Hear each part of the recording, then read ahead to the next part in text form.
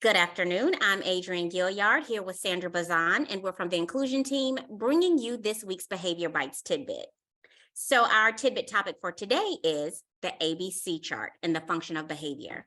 So every week when we talk to you all in either our Behavior Bite session or in Behavior Bites tidbits, we always talk about you being the detective and figuring out why children maybe is displaying challenging behaviors.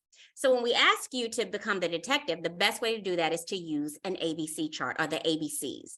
And ABC stands for the antecedent, the behavior, and the consequences. So when we refer to behavior, that includes the surrounding environment and what's happening as well.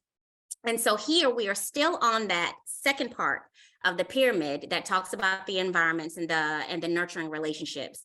And there's always something that happens to trigger certain behaviors, as well as something that happens afterwards. So the ABC chart or the ABC data strives to capture the complete picture so that there are no real questions as to what happened. And so we really want to know the specifics around the points, and the ABC chart helps to keep things as simple as possible. So today we're going to share with you what the functions of behavior are and how we collect data using that ABC chart. Right. So, hey, Adrienne, how are you? I'm good, girl. So, the ABCs, right? So we have a child, we already have implemented, remember, just to recap real fast, we've already implemented that bottom. We set up our environment. We've made sure that it's nurturing. We've built relationships, right? But now we're on that second, we're moving into that second tier. We have one child. And for whatever reason, you can't get this child to comply. That's just because that's the most typical one, right? That everybody has that one student that's defiant, right? Okay, so what I typically do is I have to, in my brain, you have to, and this is the tough one, right? You have to change your perspective. You have to, you know what I mean? Like you have to check yourself, because we're human, and yes, we're professionals, but we have our own things, right? And so you have to check yourself, and you have to make sure that, that when you are being a detective, it's not coming from a place of like, my feelings are hurt, or I'm frustrated, or I'm having a personally hard day, right? So, okay, we changed our lens. That doesn't even need to be said, right? So we changed our lens, boom, and now I have this kid and he's just non-compliant. When I talk about data, that's exactly what we're doing, just data. And when we think of data, we think what? Numbers, right? There's an order, there's a logic. So the ABC chart it's one tool. There's a million out there, right? You have so many different tools, but this is probably the easiest ones for us as professionals in a classroom with 15, 20 children, and you still need to tend to all of them, right? So, I would have a million of them printed out, right, on a clipboard. And I obviously could only take data on one kid at a time, but I would, take data. And the ABC is just that. It can be a checklist, or it could be a narrative, or you could put it on a sticky note, because you caught the behavior, and you're just trying to figure out the logistics of it, right? Would you like for me to share what the log? Yeah, do you have it? You have it up? Yeah. Okay. So the log is the narrative, right? That's maybe you took a note, you scratched it down really quick, but you want to tell the story, right? So this gives you a little bit more space, right? And again, it's the date, the initials. That's just so that you can check yourself to see how many times you actually were focused. And it doesn't have to be all day long, right? It's when you see that behavior. And we talked about that target behavior previously. So the ABCs, you can go on the internet, you can Google, and they're free, they're everywhere, right? And you just pick the one that you feel is most appropriate, right?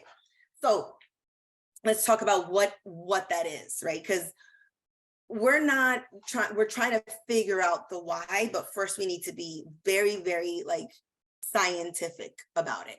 So no feelings. This is not about feelings. This is about data, numbers, right? Concrete. So you have this child and he's non-compliant. You decide, I'm going to take data. I want to know the reason why. Like, and how can I replace that behavior? Because that's what you want to do. You know, that's the goal. So A, B, C. A is the antecedent, right? So the fancy word, and all it means is what happened right before. A lot of us say nothing, right? Like nothing happened. Nothing happened. He just bit, or nothing happened. He just ran out. No, something happens, you know? And so I always tell teachers, you know, like think of who, what, where, when. Notice I did not say why, right? So who, Johnny and Alex. Where, Block Center. You can even tell me what time of day it was, like AM, PM, maybe he didn't have a nap and well, that comes later, right? Where, when, what time of day, what center, who was around, all of that. Then you go to the B. B is behavior. What did Johnny do? He bit, he kicked, he screamed. Okay. And then C is the one a lot of us get confused with, because C is like consequence, right? And when we say consequence, we think— But it's not punishment. It's not the punishment. It's not discipline at all. It has nothing to do with discipline. It's, and then what happened? What did that child receive? What did they get out of it? What did they get out of it, right? They got the attention of their peers. They got, I don't know, they got to avoid doing the very difficult task that they didn't want to do, so they left. You know, so that's the consequence. We're not talking about discipline. We're talking about the and then what, okay? And so when you're taking this data, it has to be done over a period of time, right? You cannot possibly, so what we're looking for is a pattern, really. It always happens in the morning. It always happens when he, you know, when he visited his dad over the weekend. You know, it always happens when, you know, mom has to work the night before and he doesn't get to see her in the morning, right? So, and that's the other thing, you know, like that's that bottom rung. You know, how am I going to get that data, right? Well, you've already established rapport, and that's not just with the children; it's with the family. The family, you know, as well. We have to. We've got to. We have to. They know their children the best, the best. So, you know, to get their input, to get their buy-in, there's no better way to service and support our families and our community, other than, you know, like we need them, right? So.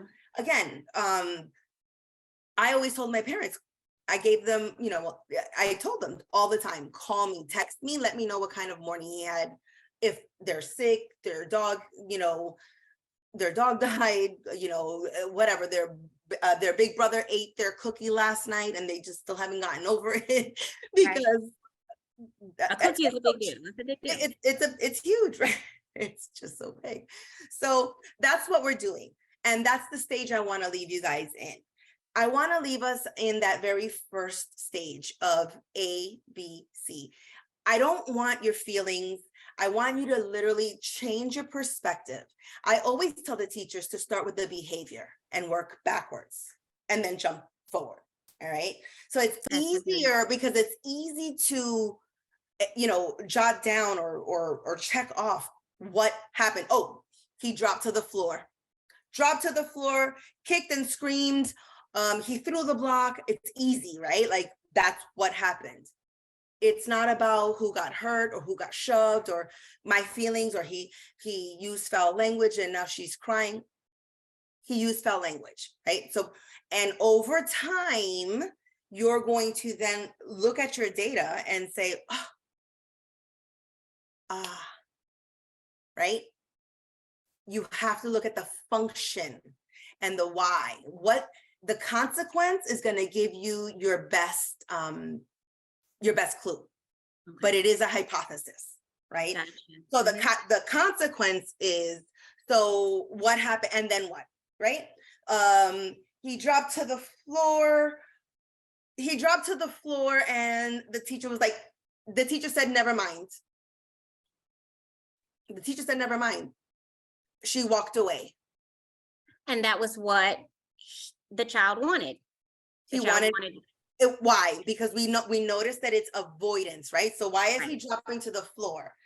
What? So he dropped to the floor. You can go back to, why did he drop to the floor? I asked him to clean up.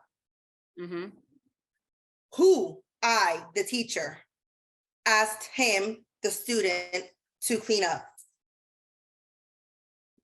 The behavior, he dropped to the floor crying. The consequence, teacher walked away frustrated. And that's okay. You're human, that's okay. But put that data down, because you just reinforced the maladaptive behavior, because what he wanted was to avoid having to clean up, and he got his way. He got his way. Right? And over time, you're gonna see, and it's not always the teacher. Listen, I blame us all the time, but it's not always the teacher. It could be, I don't know, it could be, I had a student once that it was the smell of the tacos Mm. in the cafeteria, drove him nuts, couldn't, he just didn't, it wasn't comfortable for him, right? I had a student that it was the color yellow. If I wore the color yellow, you know, and you can only figure that out by through changing changing your lens. change Right. your lens and take your data, Take take your your, data. it's not personal, right? So I want to leave it there, because that's, I said again, like, that's the rung number 2. We haven't, the top rung is individualized supports and services, right? So that top rung, you're going to make individualized stuff. This is not something for, we're not there yet, right?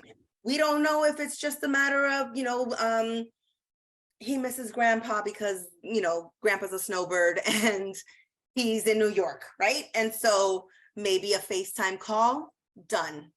Or maybe he draws a picture of grandpa or a memory of grandpa and he puts it on a special wall, like, and he can, there's so many different, but you have to figure out the why. And the only way to access that, even just to make an educated guess, because that's what behavior is. It's attempting to figure out the why, and then providing a pro-social, replacement behavior. If you don't want to do something right now, maybe I replace it with, it could be as easy as, hey buddy, you don't want to clean, how about, I'm going to give you 5 more minutes. I'm going to put the timer on. Here's my phone. I'm going to put the timer on. You get to play here for 5 more minutes. When the timer goes off,